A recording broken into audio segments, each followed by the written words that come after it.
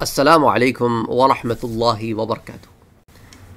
اگر آپ پہلی دفعہ اس چینل پر آئے ہیں تو اس چینل کو سبسکرائب کرنا نہ بھولیں، نوٹیفیکیشن بیل آئیکن پر کلک کرنا نہ بھولیں تاکہ آپ کو ریگولر نوٹیفیکیشن اپڈیٹس مل سکیں۔ اس چینل پر بہت ساری ٹاپکس پر آپ کو ویڈیوز مل جائیں گی، پلے لسٹ چیک کرنا نہ بھولیں۔ کوئی 5,500 سے زائد دروس مختلف ٹاپکس سے ریلیٹڈ اس میں موجود ہیں۔ امید کرتا ہوں کہ آپ ہمارے ساتھ بندے رہیں گے۔ آئیے آج کے درس کا آغاز کرتے ہیں۔ السلام علیکم ورحمۃ اللہ وبرکاتہ۔ آج جس ٹاپک پر میں بات کرنے جا رہا ہوں، اس ٹاپک پر بہت کم بات ہوتی ہے، اسپیشلی ان کی طرف سے جو ان میں سے کسی ایک سے تعلق رکھتے ہیں۔ مثال کے طور پہ آج جو ہم بات کر رہے ہیں وہ دیوبندی اور بریلوی مسالک کے اختلاف پر بات کر رہے ہیں۔ تو اگر کوئی دیوبندی ہوگا تو وہ زیادہ تر سنی حضرات، جو بریلوی بھی سنی بھی، ان پر بات نہیں کرے گا یا نیگیٹو بات ہوگی۔ اسی طرح کوئی سنی یا بریلوی ہوگا تو وہ دیوبندی پر بڑی نیگیٹو بات کرے گا۔ تو اب ایک بات میں آپ کو بتاتا چلوں کہ ہمارے ہاں تو یہی کانسیپٹ ہے نا کہ سنی ایکولز بریلوی، بریلوی ایکولز سنی، لیکن یہ بات ٹھیک نہیں ہے۔ ضروری نہیں ہے کہ اگر کوئی سنی ہو تو بریلوی بھی ہو، یہ ضروری نہیں ہے۔ اگر کوئی اپنے آپ کو سنی کہتا ہو تو یہ ضروری نہیں ہے کہ وہ بریلوی بھی ہو۔ اسپیشلی پاکستان، انڈیا، بنگلہ دیش سے باہر تو یہی نارم ہے۔ پاکستان، انڈیا اور بنگلہ دیش وغیرہ کے علاقوں میں تو لوگ ان کے ہاں یہی ہے کہ وہ کوئی سنی اپنے آپ کو کہے تو وہ یہ کہتے ہیں کہ تم بریلوی ہوگے۔ اینی وے، تو بات کرتے ہیں دیوبندی اور بریلوی مسالک کے اختلاف کی، اور سنی ہونے کے باوجود میں کوشش یہی کروں گا کہ نیوٹرل ہو کر اس پر بات کی جائے۔ دیکھیں جی، یہ ایک ایسا اختلاف ہے جو ہمیشہ سے معمہ بنا رہا ہے، کیونکہ دیکھیں نا، دونوں ایک ہی دینی روایت کے علمبردار نظر آتے ہیں، دونوں کلام میں اور عقیدے میں اشعری اور ماتریدی نظریات کو ماننے والے ہیں، حقیقت دین کے باب میں دونوں تصوف کو مانتے ہیں، دونوں ایک ہی طرح کے صوفی سلاسل سے وابستہ بھی ہیں، فقہ کے اعتبار سے دونوں حنفی ہیں، اخبارات کے مذہبی سوالات کے کالموں میں دونوں مسالک کے علماء ایک ہی طرح کی فقہی کتب کا حوالہ دیتے ہیں۔ مذہب بالعموم انہی تینوں دائروں میں بیان ہوتا ہے، دونوں کی ممدوح شخصیات جن کی مدح ہوتی ہے وہ بھی ایک ہی ہیں، تاریخ کے باب میں بھی دونوں کا نقطہ نظر ایک ہی نظر آتا ہے، دونوں کے مدارس میں کم و بیش ایک ہی طرح کا نصاب بھی پڑھایا جاتا ہے۔ جب بنیاد ہی ایک ہے تو پھر اختلاف کیوں؟ ہمارے ہاں جب اس اختلاف کا ذکر ہوتا ہے تو عام طور پر خیال یہی کیا جاتا ہے کہ بریلوی مسلک کے لوگ تو مزاروں اور بزرگوں کو ماننے والے ہیں اور دیوبندی اس کا انکار کرتے ہیں، اور ساتھ ہی ساتھ پتہ ایک لیبل لگایا جاتا ہے جو انفارچونیٹلی ایک ایسا لیبل ہے جو اہل حدیث حضرات نے پہلے عوام کو پکڑایا، اور پھر انجینئر جیسے لوگوں کو سننے والے بھی یہی بات کرتے ہیں کہ جب آپ ان سے اختلاف کریں تو آپ کو سیدھا کہتے ہیں کہ تم مزار کی پجاری ہو، تم لیٹے ہوئے لوگوں کی شخصیت کی پوجا کرتے ہو، تم میں اور ہندوؤں میں فرق نہیں ہے۔ یہاں تک بھی باتیں میں نے سنی ہیں، اور یہ بڑی گھٹیا، غلیظ اور غلط سٹیٹمنٹس ہیں جو انفارچونیٹلی ممبروں سے یا سوشل میڈیا سے یا 4x4 کے کمروں سے جو ہے وہ عوام تک پہنچائی گئی ہیں، اور یہ اتنی گھٹیا اور غلیظ سٹیٹمنٹس ہیں کہ صحیح معنوں میں نا ان کا جواب دینے کو بھی دل نہیں کرتا۔ اتنی گھٹیا بات ہے یہ، یعنی ایسی گھٹیا بات ہے یہ کہ آپ نے کروڑوں مسلمانوں کو بغیر کسی تحقیق کے دائرہ اسلام سے خارج کر دیا۔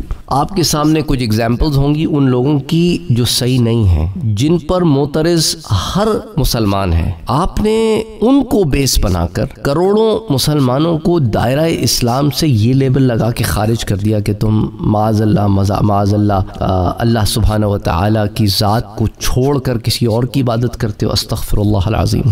اس پر میں آپ سے پہلے بڑی تفصیل سے بات کر چکا ہوں کہ اعلیٰ حضرت کے فتاوی بھی اس پر موجود ہیں کہ آپ نے قبر کو سجدہ احتراماً حرام کہا ہے اور عبادتاً کفر کہا ہے۔ اس پر بڑی تفصیل سے ہم بات کر چکے ہیں، اور مزارات پہ چادر چڑھانے کے متعلق بھی اعلیٰ حضرت نے کیا فرمایا وہ بھی میں نے آپ کے سامنے بیان کیا ہے۔ مزارات پر جو خرافات ہوتی ہیں دین کے نام پر، جو بدعات ہوتی ہیں، اس کے بارے میں بھی میں آپ سے پہلے بات کر چکا ہوں۔ اب ہوتا کیا ہے کہ اب لوگوں کو گمراہ کرنے کے لیے ایگزامپلز جو رانگ ایگزامپلز آف سوسائٹیز ہیں اس کو کوٹ کر کے ہائی لائٹ کر کے بتایا جاتا ہے کہ سنی ایسے ہی ہیں. یہ ایک ایسا خطرناک اور غلیظ کھیل ہے کہ جس سے پھر لوگ گمراہ ہوتے ہیں, متنفر ہوتے ہیں, اور یا ان کے علاقوں میں بعض سنی ایسا کرتے ہوں یا سنی ایسا کرتے ہوں یا جہلا ایسا کرتے ہوں تو وہ سمجھتے ہیں کہ شاید سارے ایسے ہی کرتے ہیں اور یہی ان کی تعلیمات ہیں. استغفر اللہ العظیم. تو بہرحال آتے ہیں واپس اس ٹاپک کی طرف. اس پہ میں اس لیے بھی بات کرنا چاہ رہا تھا کہ یہ گندگی اور غلاظت جو ہے ہمارے ہاں ذہنوں میں انڈیل دی گئی ہے. یہ کیوں انڈیلی گئی ہے اس کے پیچھے بڑی واضح سی بات ہے کہ اگر میں دوسرے کو گندا نہیں کروں گا تو لوگ مجھے صاف کیسے سمجھیں گے. تو بہرحال اب آتے ہیں کہ عموماً عام طور پہ یہی رجحان جاتا ہے کہ بریلوی مسلک کے لوگ مزاروں اور بزرگوں کو ماننے والے ہیں اور دیوبندی اس کا انکار کرتے ہیں. بریلوی بزرگوں کے وسیلے سے مانگتے ہیں اور دیوبندی اسے ناجائز سمجھتے ہیں. اگر آپ تحقیق کریں نا تو یہ باتیں جو ہیں یہ غلط ہیں. کیوں غلط ہیں اس پر بھی میں بات کرتا ہوں. دیکھیں 20ویں صدی کے ابتدائی ماہ و سال میں بھی یہ بحث اٹھی تھی. اس کے تاریخی سیاق و سباق سے صرف نظر کرتے ہوئے میں یہ عرض کرتا ہوں کہ اس دور میں علماء مدینہ نے کوئی 26 سوالات جو ہے اس دور کے علماء دیوبند کو بھجوائے تھے اور ان کے عقائد براہ راست ان سے جانے تھے کہ بھئی یہ آپ کے اوپر الزامات ہیں, ان کے آپ جوابات. تو ان کے جوابات دیوبند کے ایک عالم تھے مولانا خلیل احمد سہارنپوری. سہارنپور انڈیا میں بہت بڑا علاقہ ہے, دیوبند سے قریب ہی ہے. تو انہوں نے جو ہے لکھے اور اس کے جو ایک کتاب ہے جس کا ذکر انجینئر مرزا نے بھی کیا تھا جب وہ مفتی طارق مسعود کو اپنے پاس بلا رہے تھے, وہ بھی ایک الگ بحث ہے, اس پر بھی میں آپ کو بتا چکا ہوں کہ اس کا لب لباب کیا تھا. المحند علی المفند کے نام سے وہ کتاب شائع ہوئی. ان میں ایک سوال حضور صلی اللہ علیہ وآلہ وسلم اور بزرگوں کے توسل یعنی وسیلے کے بارے میں بھی تھا. تو مولانا سہارنپوری نے تمام علماء دیوبند کی ترجمانی کرتے ہوئے جواب میں لکھا کہ ہمارے اور ہمارے مشائخ کے نزدیک دعاؤں میں انبیاء, صالحین, اولیاء, شہداء اور صدیقین کا توسل جائز ہے, ان کی زندگی میں بھی اور ان کی وفات کے بعد بھی. یعنی کوئی یہ کہے کہ اللہ بوسیلہ فلاں بزرگ تجھ سے دعا کی قبولیت اور حاجت روائی چاہتا ہوں تو یہ جائز. اسی طرح دیوبند کے رشید احمد گنگوہی انہوں نے بھی اپنے فتاویٰ میں اور بھی مختلف لوگوں نے دیوبند سے ان کا تعلق ہے اس کو بیان کیا ہے. سوال یہ ہے کہ اس ہم آہنگی کے باوجود یہ اختلاف کیوں دکھائی دیتا ہے؟ تاریخی اعتبار سے دیوبندی اور اہل حدیث مسالک جس روایت سے یا جن روایات سے اپنا تعلق جوڑتے ہیں اسے عام طور پہ ریفارمسٹ کہا جاتا ہے عام زبان میں, اور یہی وجہ تھی کہ باربرا مٹکوف نے دیوبندی تحریک کو اپنی تحقیق کا موضوع بنایا اور عنوان باندھا اسلامک ریوائول ان برٹش انڈیا کہ برطانوی ہند میں اسلام کا ہے. اچھا اب ہوا کیا کہ بہت ساری خرافات پھیل گئی معاشرے میں. ان خرافات کا سد باب کرنے کے لیے مختلف ریفارمز ہوئے. سنی حضرات نے بھی ایک ریفارم کیا. اس کی وجہ کیوں پیش آئی اور سنی حضرات کا ریفارم اعلیٰ حضرت کی صورت میں بعد میں کیوں آیا؟ اس کی وجہ یہ ہوئی کہ جو ارلی ریفارمز تھے, جو پہلے ریفارمز شروع ہوئے تھے, چاہے وہ اہل حدیث کے روپ میں ہوں چاہے وہ دیوبند کے روپ میں ہوں, وہ انیشلی دے ور ایکسٹریملی گڈ آئیڈیاز کہ بھئی وہ آپ کو ایک ایسے دھارے کی طرف لے کے جا رہے تھے جو بدعات سے دور تھا. لیکن ہوا کیا کہ یہ دونوں موومنٹ ہو گئی high Jack in one way اور دی ادر. تو ایک ایسی موومنٹ کی ضرورت تھی جو ان دو ایکسٹریم سے پھر دوبارہ ایک مین سٹریم کی طرف ایک متوازن طریقے پر لے کے آئے چیزوں کو. متوازن طریقے پہ سنی حضرات کی کوشش تھی, لیکن ہوا کیا وہاں پر بھی چیزیں ہائی جیک اس طرح ہو گئیں کہ وہ تمام لوگ جو بدعات میں ایک عرصے سے جڑے ہوئے تھے انہوں نے بھی اپنے آپ کو سنی کہنا شروع کر دیا اور اپنے آپ کو بریلوی کہنا شروع کر دیا, اور انہوں نے اپنی پریکٹسز چھوڑی نہیں اور وہ اپنے آپ کو سنی بریلوی کہتے رہے اور اپنی بدعات جاری رکھی. سنی وہ حضرات جو بریلوی سے جڑے ہوئے ہیں, سنی بریلوی حضرات نے اس کا اپنی کتب میں بالکل رد کیا ہے بدعات کا, خرافات کا. لیکن یہ نہیں ہوتا نا کہ آپ کسی کو اپنی مرضی سے ڈسون نہیں کر سکتے. ایک آدمی نے اپنے آپ کو اس طرح کہنا شروع کر دیا ہے, اب آپ ایک ایک کے تو جا کے گریبان نہیں پکڑ سکتے, آپ کوئی لا اینڈ آرڈر تو نہیں ہے نا. تو انہوں نے اس پہ لکھا ہے. اب مسئلہ کیا ہوتا ہے کہ لوگ کہتے ہیں کہ جی آپ لوگوں نے اس پہ لکھا ہے پر کیا کیا؟ تو بھی کیسے کر سکتے ہیں؟ ہم سرکار تو نہیں ہے نا, ہم لا اینڈ آرڈر کو ہاتھ میں تو نہیں لے سکتے. ہم واعظ و نصیحت کر سکتے ہیں, لوگوں کو ہدایت کے راستے پر بلا سکتے ہیں, لیکن جب یہ ہو جائے کہ بھئی سارے لوگ جو ہے وہ الزام کسی کا کسی کے سر تھوپنے لگ جائیں تو پھر چیزیں ایک جگہ جمع نہیں ہو سکتی. اچھا اب آ جاتے ہیں واپس. دیکھیں جی ایک شخصیت ابن تیمیہ کی جو اہل حدیث کے ہاں ایک بہت بڑی شخصیت ہے، ٹھیک ہے، اور ایک ہے شاہ ولی اللہ کی۔ یہ دونوں بڑی بڑی علامتیں ہیں پاکستان انڈیا کی سرزمین میں۔ اہل دیوبند کا کہنا ہے کہ وہ شاہ اسماعیل شہید کی روایت کو آگے لے کر بڑھ رہے ہیں۔ یہ روایت ان کے نزدیک علمی اور عملی ہے۔ شاہ اسماعیل شہید سید احمد بریلوی کے ساتھی تھے اور شاہ ولی اللہ کے پوتے۔ شاہ صاحب کی تحریروں میں اپنے دادا کی طرح کچھ خیالات ملتے بھی ہیں، اور ایک طرف ان میں ابن تیمیہ کی جھلک بھی دکھائی دیتی ہے، اور یہی وجہ تھی کہ آپ یوں سمجھ لیں کہ شاہ اسماعیل شہید سے دوری جو سنی حضرات کی ہوئی وہ انہی خیالات پر ہوئی جو ابن تیمیہ کی شدت پسندانہ خیالات کی عکاسی کرتے تھے۔ اور ابن تیمیہ کو اہل حدیث نے بھی پکڑا تو وہابیوں نے بھی پکڑا، اور اسی شدت پسندی کو انہوں نے اپنے ہاں رائج کیا۔ تو ایک جگہ ایک شدت پسندی ہے تو دوسری طرف دوسری شدت پسندی ہے کہ اتنی زیادہ ڈھیل ہے کہ استغفر اللہ العظیم، میں پرسنلی مجھ سے لوگوں نے اپروچ کر کے کہا ہے کہ ہم فلاں پیر صاحب کے مرید ہیں، یا لوگ ہمیں فلاں پیر صاحب کی مریدی میں لانا چاہ رہے ہیں، وہ نہ روزہ رکھتے ہیں، نہ نماز پڑھتے ہیں، نماز کی تلقین بھی نہیں کرتے، بلکہ کہتے ہیں کہ بلکہ آپ سمجھ لیں کہ نماز کو ڈسکریج کرتے ہیں، استغفر اللہ العظیم، اور کہنے کو پیر صاحب بن کے بیٹھے ہوئے ہیں۔ تو ایک طرف وہ ایکسٹریم ہے جو دین سے باہر ہیں اور اپنے آپ کو دیندار سمجھتے ہیں، تو دوسری طرف وہ ایکسٹریم ہے کہ بس سب مٹا دو، سب ہٹا دو۔ ان دونوں ایکسٹریمز کے درمیان میانہ روی کی بہت ساری راہیں ہیں، ان میں سے ایک راہ جو ہے وہ بریلی سے نکلی۔ لیکن اگر کوئی شخص سنی یا بریلوی اپنے آپ کو کہے تو اس کو یہ لائسنس نہیں مل جاتا کہ وہ جو مرضی چاہے پھر کرتا پھرے، پکڑ کوئی نہیں ہوگی اس کی، کوئی اس کو کچھ کہہ نہیں سکتا، کوئی کہہ دے تو پوچھتے ہیں تم ہوتے کون ہو۔ بھئی دیکھو، اگر تم تعلیمات بریلی سے انحراف کرو گے اور تمہاری وجہ سے بریلی اسکول آف تھاٹ کے اوپر کوئی بات آئے گی تو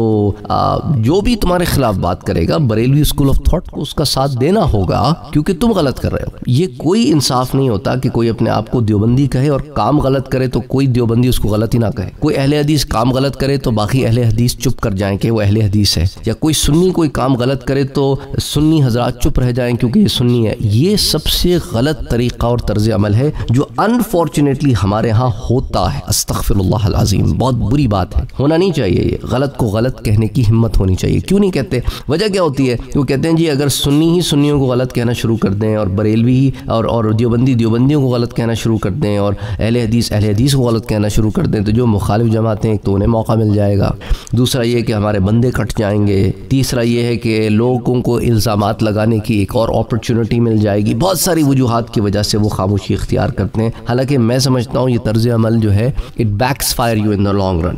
تو ایک طرف عامت الناس کے لیے ایک بڑا ایک ڈفرنس لگتا ہے کہ بھئی وضع قطع میں سارے ایک ہی جیسے نظر آتے ہیں، پر اتنے ڈفرنسز دیکھیں۔ شاہ ولی اللہ کی حجت اللہ البالغہ ہے، اور شاہ اسماعیل کی تقویت الایمان۔ تقویت الایمان جب آئی نا مارکیٹ میں، تو تقویت الایمان نے جو ڈیوائیڈ کریٹ کیا، اس ڈیوائیڈ کو ہم اور آپ آج بھی دیکھ رہے ہیں۔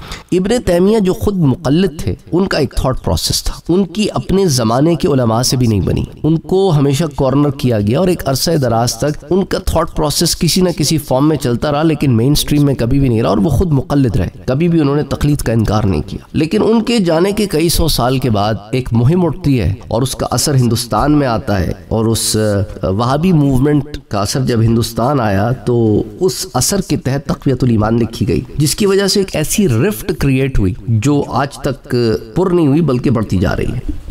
اینی اب تقویت الایمان کو میں یہاں ڈسکس نہیں کر رہا، ایک طرف آ جاتے ہیں دوسری طرف کہ بھی دیکھیں تصوف کی دنیا میں اگر ہم قدم رکھیں تو بزرگان دین جو ہے اکثر و بیشتر علماء دیوبند ہو گئے یا علماء بریلی ہو گئے، ان میں اکثر یکساں ہی نظر آتا۔ دیکھیں جب شاہ اسماعیل شہید کی کتاب تقویت الایمان شائع ہوئی نا، تو ہندوستان میں ایک مذہبی بحث کا آغاز ہو گیا۔ شاہ صاحب کے لہجے میں شدت تھی جس کا رد عمل ہوا۔ ایک مسئلہ جس نے یہ کہا جا سکتا ہے کہ دیوبندی بریلوی تقسیم کی بنیاد رکھ دی، نظریہ امتناع نظیر تھا، اور مولانا احمد رضا خان بریلوی رحمۃ اللہ علیہ جو ہیں، ان کے والد صاحب مولانا تقی علی خان نے تقویت الایمان کے رد میں ایک کتاب لکھی تھی۔ آپ میں سے شاید بہت سارے لوگوں کو اس کی خبر نہیں ہوگی۔ اچھا، وہ مولانا خیر آبادی کے موقف کے قائل تھے۔ بعد میں مولانا احمد رضا خان بریلوی اس بحث کا حصہ بنے، چونکہ علماء دیوبند اپنی نسبت شاہ اسماعیل شہید سے جوڑتے تھے، اس لیے وہ مولانا کی تنقید کی زد میں آئے۔ اس تنقید میں بلا کی شدت تھی۔ اس سے پورے بر صغیر میں دو نقطہ نظر پیدا ہو گئے اور اختلافی مباحث کا دائرہ بھی پھیلتا چلا گیا۔ تاہم باربرا مٹکاف کی تحقیق کے مطابق 19ویں صدی کے آخر تک ہمیں بریلوی مکتبہ فکر کے عنوان سے مدارس کا وجود ہی نہیں ملتا، اگرچہ مولانا احمد رضا خان کے والد گرامی نے ایک مدرسہ قائم کر رکھا تھا۔ دارالعلوم دیوبند جو ہے وہ 1866 عیسوی میں قائم ہو چکا تھا، لیکن جیسا میں نے آپ کو بتایا کہ یہ چیز اس لیول پر نہیں تھی جب قیام ہوا نا دیوبند کا، جس لیول پر یہ بعد میں آئی تو پھر رفٹ بڑھتی چلی گئی، اور دیوبند کے لوگ جو مینجمنٹ رہی ہے وہ بھی مختلف نظریے کی رہی ہے مختلف زمانوں میں۔ تو آپ مڈ 1800s کی مینجمنٹ کو، لیٹ 1800 کی مینجمنٹ کو، ارلی 1900 سے اور ان کو مڈ 1900 سے، یہ کمپیریزن جو ہے مشکل ہو جاتا ہے، اور اب جو دیوبند کا نقطہ نظر ہے وہ ایک ڈیفرنٹ ہے۔ اچھا، اب جیسے جیسے اختلافی نقطہ نظر کو پذیرائی ملتی گئی، ان کے حاملین کی تعداد بھی بڑھتی گئی، اور یوں تدریجاً ایسے مدارس پیدا ہو گئے جنہوں نے بریلوی شناخت اختیار کر لی، جیسے بریلی کا مدرسہ، لاہور کا دارالعلوم نعمانیہ جو 1887 میں قائم ہوا تھا، اور پھر بعد میں بریلوی مسلک سے منسوب ہوا، تو جب قائم ہوا تو بریلوی سے منسوب نہیں تھا۔ اچھا، اسی طرح لاہور ہی میں 1920 میں مولانا بریلوی کے شاگردوں نے دارالعلوم حزب الاحناف قائم کیا۔ ان مدارس میں ان مسائل پر زیادہ توجہ دی جانے لگی جو اختلافی تھے، جیسے مسئلہ علم غیب، حاضر و ناظر، نور بشر۔ اس طرح کی تحقیقات جب زیادہ ہونے لگیں تو اختلافات بڑھتے رہے، تو نقطہ نظر کے اس اختلاف کا سبب اگین خیال یہی ہے کہ دین کے دائرے میں مقامی تہذیبی اقدار کا تعین ہے۔ اصلاح پسند تحریکوں میں عام طور پر اصرار ہوتا ہے کہ دین کے باب میں جزیات تک اصل ماخذی کی طرف رجوع کیا جائے، اس سے انحراف کو بدعت کہا جاتا ہے۔ اچھا، بعض دفعہ کیا ہوا کہ عرب کلچر کو بھی دین میں شامل کر لیا گیا، یہ بھی اسی اصرار کا نتیجہ تھا کہ عرب رواج کو بھی دین کی حیثیت حاصل ہو جاتی ہے۔ یہ وجہ ہے کہ ابن تیمیہ عرب کلچر کو بھی دین ہی کا حصہ سمجھتے ہیں۔ اسی کے زیر اثر اہل حدیث اور دیوبندی روایت میں عجمی رسوم اور رواج کو غیر اسلامی قرار دینے کا رجحان عام ہوتا چلا گیا۔ اس کے برخلاف دوسری تعبیر میں مقامی تہذیبی رنگ کو قبول کیا جاتا ہے۔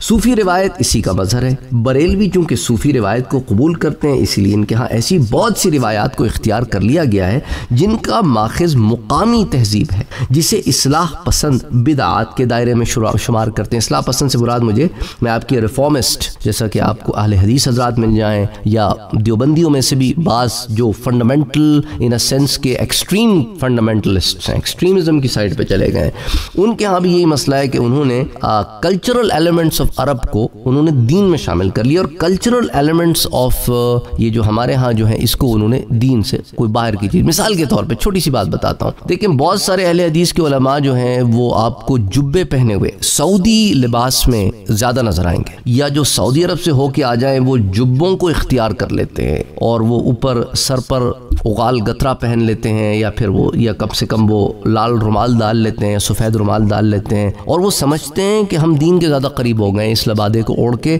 اور شلوار قمیض کو چھوڑ کے، امامے کو چھوڑ کے، یہاں کی ٹوپیوں کو چھوڑ کے وہ ایک الگ رنگ میں رنگے نظر آتے ہیں۔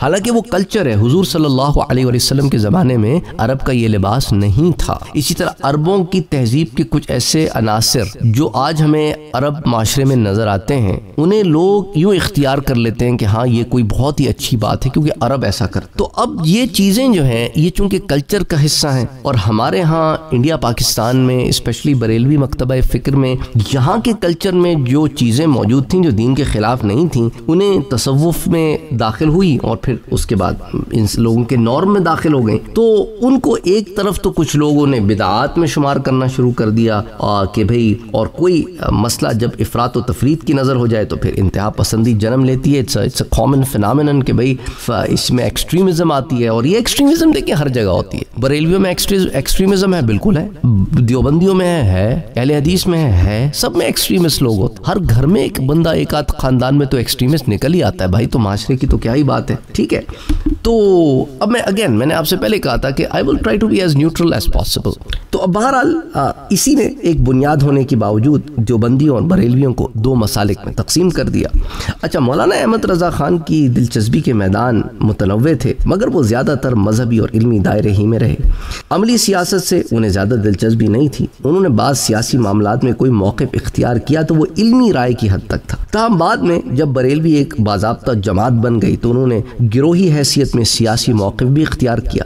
اس کے برخلاف علماء دیوبند نے آغاز ہی سے عملی سیاست میں بھرپور حصہ لیا. سیاست میں دیوبندی اور بریلوی مسالک کا ایک الگ الگ موقف بھی رہا. بعض موقف پہ دونوں آپ کو ایک بھی نظر آئے. مثال کے طور پہ مسئلہ ختم نبوت، اس کے اندر کوئی دو رائے ہے نہیں. سارے لوگ ایک ہی پلیٹ فارم پہ جمع ہوئے، ایک ہی پلیٹ فارم سے انہوں نے محنت کی. تو اس پر آج ہم نہیں جاتے، لیکن امید کرتا ہوں کہ آپ کے میں نے 20-22-25 منٹ تھوڑا سا ٹائم لیا ہے، لیکن مقصد یہ تھا کہ کچھ ایلیمنٹس آپ کے سامنے رکھنے تھے کہ کیا وجہ ہے کہ اتنے قریب ہوتے ہوئے بھی آپ کو اتنے دور کیوں نظر آتے ہیں. اور پھر ان کی طرف ہم نہیں آتے کہ جو ہے وہ کیا اعتراضات تھے اور ان کے کیا جوابات دیے گئے دیوبند کی طرف سے. اس کے لیے ایک پھر طویل بحث درکار ہوگی. لیٹس سی کہ آیا وہ بحث ہم آپ کے سامنے پہلے رکھ دیتے ہیں یا انجینئر مرزا اور مفتی طارق مسعود کے درمیان کوئی بات چیت ہو اور اس میں وہ بحث آپ کے سامنے آئے. السلام علیکم ورحمۃ اللہ وبرکاتہ.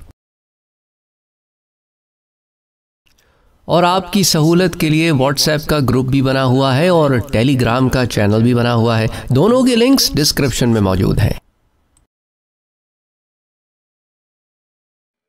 اگر آپ نے ابھی تک ہمارے چینل کو سبسکرائب نہیں کیا ہے تو سبسکرائب کا بٹن دبائیں، بیل کے آئیکن کو پریس کریں تاکہ آپ کو ریگولر نوٹیفیکیشن اپڈیٹس مل سکیں اور آپ ہمیں ہمارے لائیو سیشنز میں بھی جوائن کر سکیں. ویڈیو پسند آنے کی صورت میں لائک، شیئر اور کمنٹ کرنا نہ بھولیں.